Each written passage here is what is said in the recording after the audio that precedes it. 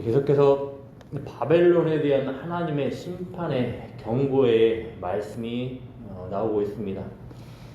9절부터 13절의 내용이 이제 바벨론에 대한 심판 자체에 대해 말하고 있다면 14절부터 22절은 바벨론의 멸망을 말하고 있습니다. 즉 심판은 분명히 있다는 것이며 또 멸망은 반드시 있다라는 겁니다. 특별히 지금 이사야는 바벨론의 운명에 대하여서 예언을 하고 있는데 분명히 역사의 어느 시점에 예언을 했을 겁니다.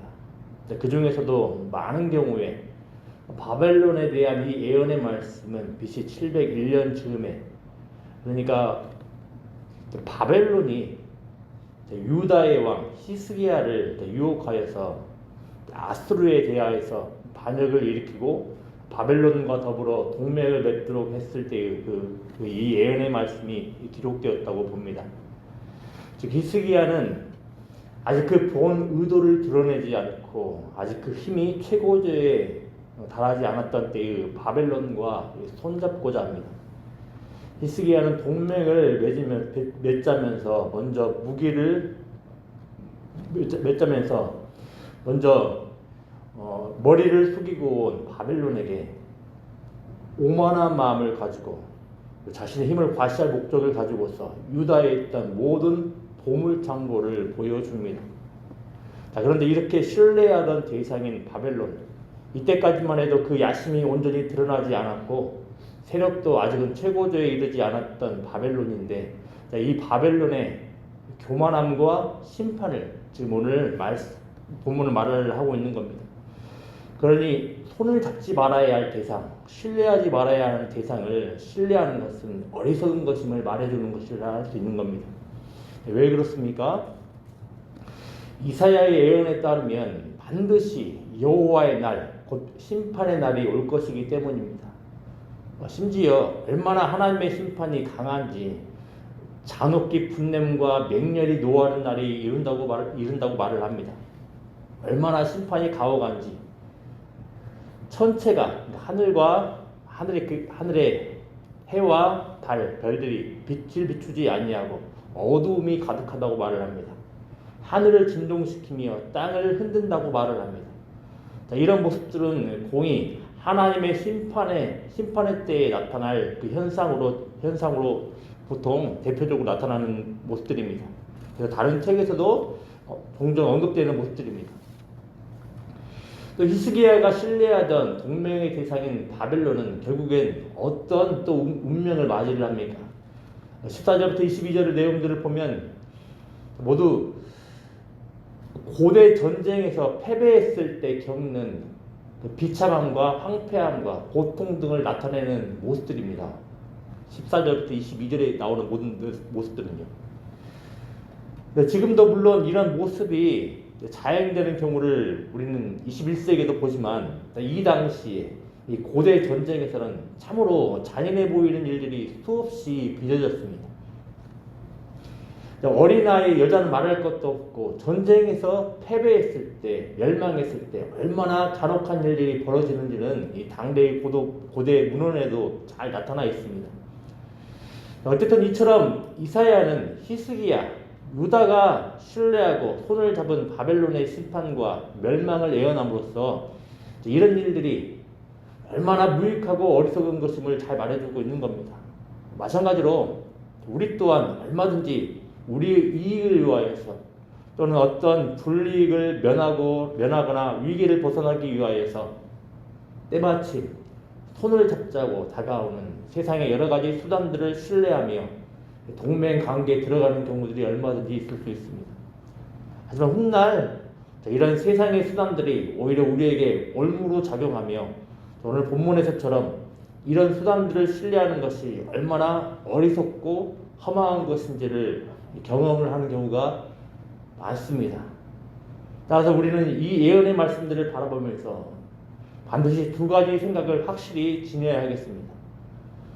첫 번째로는 분명히 예언의 말씀들은 이스라엘 역사 가운데 이루어졌듯이 우리 또한 사실로서 경험할 것이라는 겁니다. 두 번째는 이 예언의 말씀들을 바라보면서 바람직한 반응을 하며 또 바람직한 위치에 서라는 겁니다. 자, 오늘 예언의 말씀에 따르면 우리는 어떤 반응을 하는 게 바람직합니까? 세상을 신뢰하며 동맹의 관계를 맺지 말고 우리에게 별 문제로 작용하지 않을 것처럼 보여도 하나님 편을 선택을 하고 이 편에 서는 것이 장차 복되고 지혜롭다는 겁니다. 그래서 여러분, 세상에서 그 어떤 영원한 권세는 없는 법입니다. 오늘 말씀을 보면 바벨론은 메대라는 나라에 의해서 철저하게 또 파괴됩니다. 오늘 말씀에 나오지 않지만 또 이 메대라는 나라 또한 나중에 어떤 나라에 의해서 파괴되고 멸망당합니다. 이 바벨론을 향하여서 19절에서는 뭐라고 이야기를 합니까? 19절 말씀 같이 한번 읽어보겠습니다. 열국의 영광이요 갈대아 사람의 자랑하는 노리개가 된 바벨론이 하나님께 멸망당한 소돔과 고모라 같이 되리니. 열국의 영광이랍니다. 이 바벨론은. 그런데 이 열국의 영광이었던 바벨론이 소돔과 고모라 같이 된다고 합니다. 그 교만함 때문에. 그저 세상의 눈으로, 세상의 가치로, 세상의 힘의 논리로 이 세상을 판단하거나 우리의 삶의 방향을 선택하지 않기를 바랍니다. 본질적으로 하나님을 인정하지 않는 교만한 세력은 반드시 심판받는다는 것이 성경이 이야기하는 바입니다. 그러니 하나님을 인정하지 않는 자들과 동맹을 맺고 관계를 맺는 모습들이 얼마나 어리석은 건지를 우리가 알 수 있는 겁니다. 하나님 말씀 앞에서 지혜로운 선택을 하는, 복된 선택을 하는 성도들이 되기를 기도합니다. 끝으로 한 가지 드릴 말씀은 이제 신약과 연관하여서 한 가지 살펴볼 내용이 있는데, 여호와의 날은 심판의 날이라고 말씀을 드렸습니다. 그래서 어제 말씀드린 대로 여호와의 날은 첫 번째로 당대에 가까운 미래에 닥칠 심판의 날을 의미함과 동시에 또 예수님께서 오셔서 십자가 달리신 그 초림의 사건을 이야기하기도 합니다. 또 더 나아가서 이 마지막 때 예수님이 재림하실 종말의 때에 받는 심판의 모습들을 또 가리키기도 합니다. 그런데 이 오늘 바벨론이 멸망당하는 이 심판은 이제 당대에 가까운 미래에 닥칠 미래의 심판에 대해서 이야기를 함과 동시에 또 말씀드린 대로 예수님께서 초림하셔서 십자가에 죽으시는 것을 십자가에 죽으시는 장면 또한 우리가 바라볼 수 있습니다.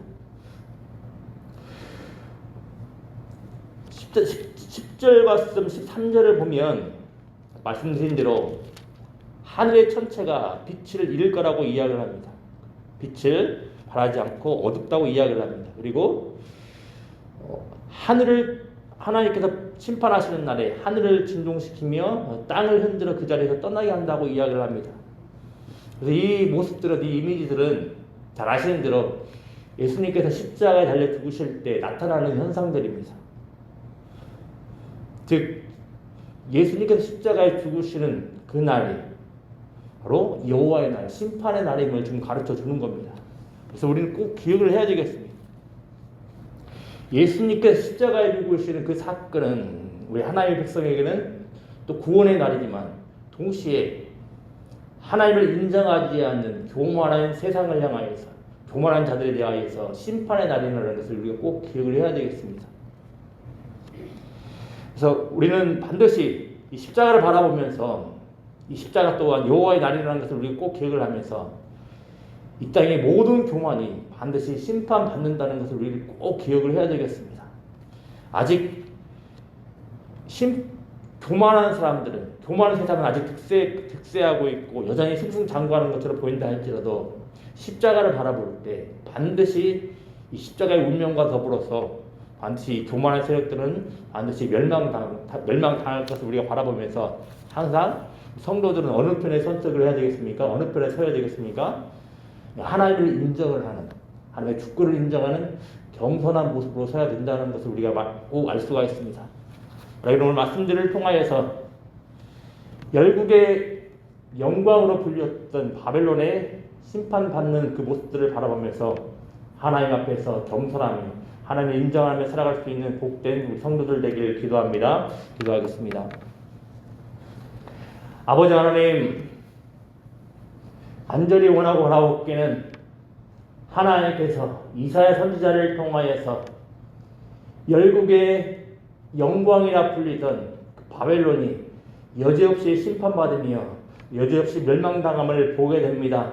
하나님, 우리가 이 예언의 말씀들을 바라보면서 그저 우리와는 상관없는 말씀들로 반응하지 않게 하시고 이 예언의 말씀들에 비춰져 있는 그 하나님의 뜻처럼 반드시 교만한 세력은 반드시 심판받으며 멸망당한다는 사실들을 꼭 기억할 수 있도록 은혜 넣어 주시길 소망합니다.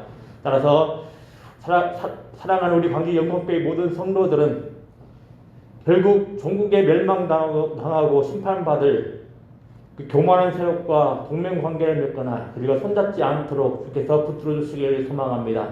오히려 하나님을 인정하며 이 세상 가운데 겸손하게 살아갈 수 있는 지혜롭고 복된 우리 광주 영광교회 성도들 될 수 있도록 은혜를 더하여 주시옵소서. 감사를 드리며 예수님의 이름으로 기도드리옵나이다. 아멘.